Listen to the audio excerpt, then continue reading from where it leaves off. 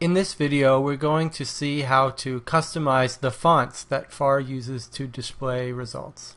So let's hit the break key to bring up the FARR window. And we'll just start typing note, for example. Okay, so we can see the results here. And there are actually a couple of different areas to look at. We've got the search box here. We've got these numbers on the left, which just tell you number the results. You can actually disable those. We'll look at that later. And then we've got the results in slide mode. Now there are two methods for displaying results. One is this slide mode, which has the name of the program, the directory, and the score. If you switch into the all mode, if you start to display more than a set number of results, it switches into this separate tabular or grid mode. But let's go back to the normal slide mode, and you can configure all those. We'll look at that later, and bring up the options and switch into the font override tab. Now here you can see you've got several places where you can change the font. You can change the edit box font, which is up here.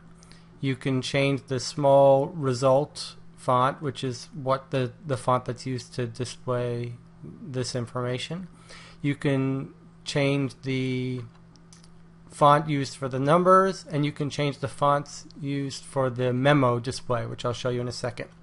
All of these can be switched on and off with this checkbox. So I'm going to click this checkbox, and you'll see it's now changed to my custom settings. You can see I've made this font, I've changed it and made it quite a bit bigger, 18-point font. And you can change the color, etc. You can change the text of this, the height of that text box, which you sometimes have to do if you change the font. I've changed the size of all of these, so let's see. We can now see that everything works as normal, except the fonts and sizes have changed. If we go into the display all mode, we can see it's using the custom fonts. Let's now go into the Ham note option. You can see now this is the font that's used for the memo results, which is governed by this setting here.